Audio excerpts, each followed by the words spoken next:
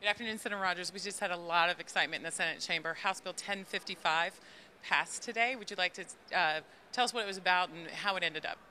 Well, it ended up great if you were a taxpayer in Georgia, which I guess that's all of us.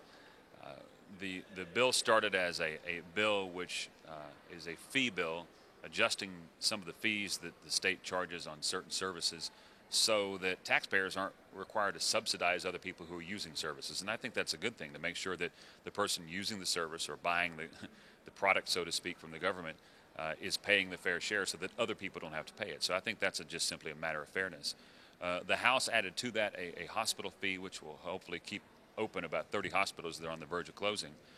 But more importantly than that, they added two measures that are just fantastic, and I really commend them for doing this, and that is the elimination of the senior tax, senior income tax, on retirement income, and the elimination of the state property tax. And that is, those two measures, as they're phased in, will ultimately be about a $250 million a year tax cut. So this is one of the largest tax cuts we've ever passed.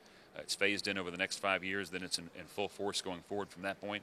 And it will mean a lot of good things to Georgia. We are going to encourage seniors to retire here, to not go to Florida, and that's a great thing. We're going to take the state out of the property tax business. That's a great thing. So if you are a fiscal conservative, today was a very good day for you. Now, the ultimate question that a lot of people are asking is this a tax cut or is this a tax increase? Well, I had a lot of years of math. Some of my subjects I wasn't too good in, but math is one I did okay in. And when you add up these numbers, it's not even close. This is a significant tax cut. There's no way to describe this in any other manner.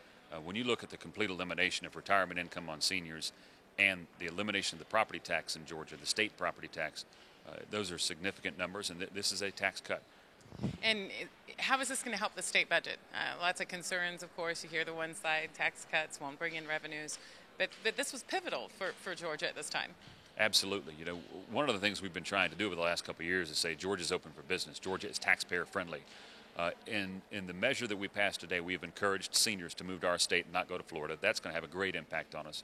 We've gotten the state out of the property tax business. That's going to have a long-term a positive impact on us, as people aren't taxed out of their property. But we've also done some things that are going to help us in the areas of functions of government and private enterprise that people count on: hospitals, medical care. Had we not done something like this, there was the potential that a number of hospitals in Georgia were going to close, and maybe even Grady. And that would be devastating to Atlanta, but devastating to Georgia as well.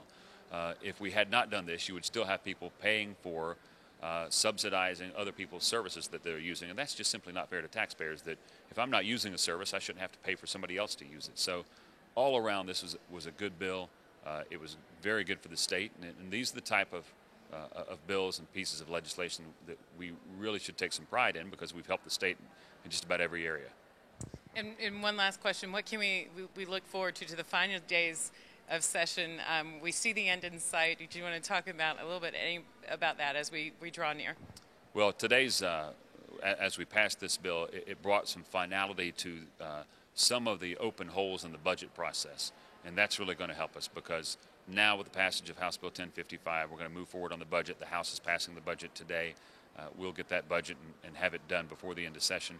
But we've already passed an adjournment resolution that gets us to day 40, so we're not just thinking about when it might be. It's actually now the rule that we have to follow. And there'll be a few more major provisions to come out of this General Assembly. The property tax reform that has passed the House Ways and Means Committee should be on the House floor soon. So still some good things to come, but the end is in sight.